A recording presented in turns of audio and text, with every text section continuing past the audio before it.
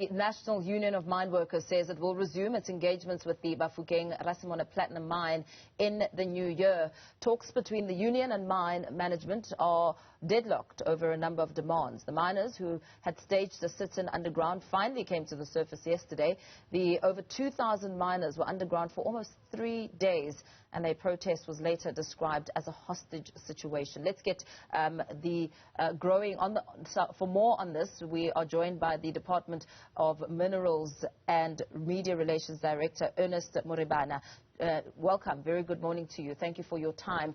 Implats has become the latest mining company to be hit by a sit-in underground involving thousands of miners. In fact, yesterday, some NUM members were calling it a hostage situation as they described the nature of what was happening underground. The miners have since risen to the surface. What is your general assessment of this situation? Good morning, Mpho, and good morning to the viewers at home. As the Department of Mineral Resources and Energy, we are, of course, gravely concerned about the sit-in situations underground, and these appear to have become a trend lately in our mines. These are dangerous. They pose a very serious health and safety risks that could result in injuries and worst-case scenarios of loss of lives. And in terms of what has transpired at the Implats in Northwest, we've been told as the department that all employees have come to the surface and they've all been accounted for.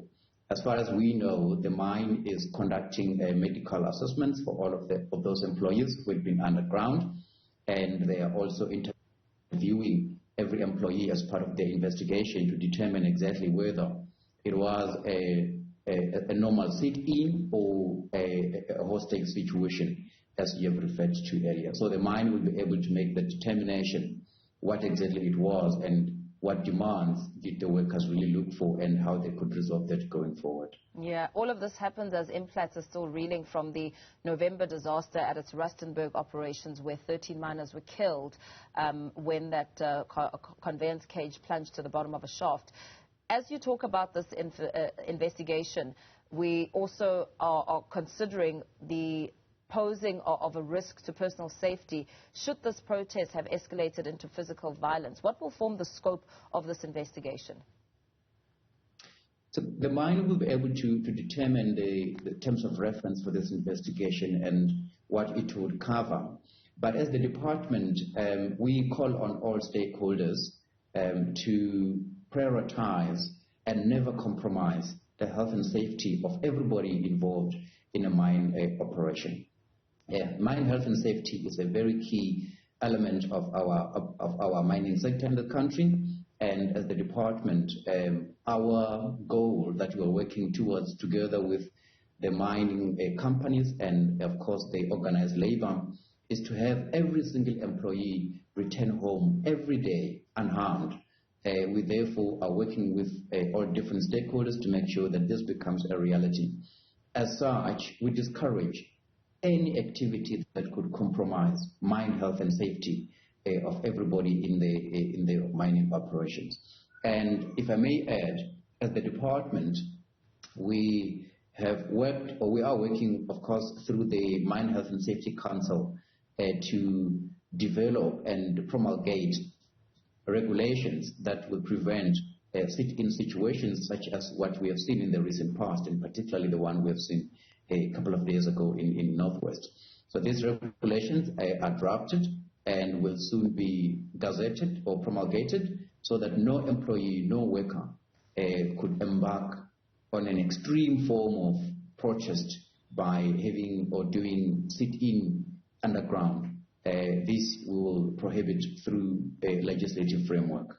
In fact, my next question is to get a sense from you on how concerned you are about the situation at the Bafokeng-Rasimone, what it points to, because it appears to be leading now to a growing trend, considering what transpired at the Gold One mine east of Johannesburg. Would you view this as a potential resurgence of labor unrest that could shatter the years of relatively tranquil operations in the broader mining industry, as you put to the forefront the drafts on what the regulations will contain? So it is normal for mine workers to protest. But it is an extreme form of protest to stage a sit-in, and we discourage that. So every employee has a right to protest. But our concern is, in the midst of protesting, the health and safety of everybody involved should never be compromised. That is why we have, through the Mine Health and Safety Council Board, which of course held the representatives of the employers and the employees, organized labor and organized business, have come to the resolution that we need regulations that will prohibit any form of extreme protest, in this case, sit-in situations. Our concern, Mpofu, is not only on the sit-in situations in the Northwest Impala mine or at Gold One. It is a concern for all mining operations in our country.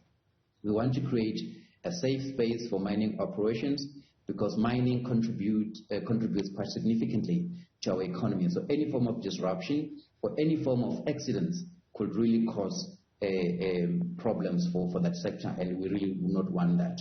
Hence, we are working on these regulations that will make it a point that such sit-ins do not ever occur again, and therefore we continue to work to create a healthy and a safety environment for all our workers in the mines.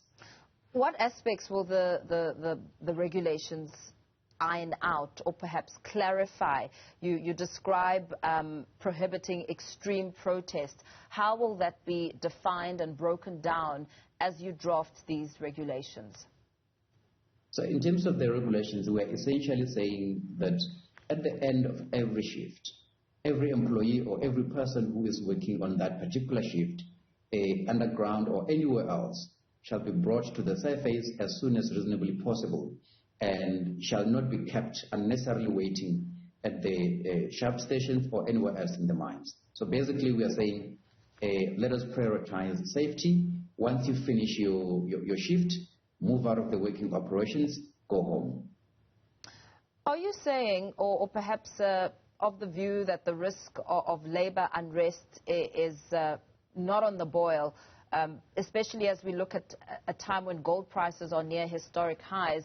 Surely this is a potential red flag, especially for unions with job cuts that could be looming as a result. I mean, you speak about how normal it is that there are sit-ins underground at several mines, but is there no level of concern about how this could result in labor unrest? Labor unrest are normal. And labor unrest come as a result of demands that workers would have and that they would need to engage their employers about. So when employers and employees do not see eye to eye or do not have an agreement on certain demands, we usually see an unrest occurring. They are normal, they are allowed in terms of legislation. However, they have got to be done legally within the ambit of the law.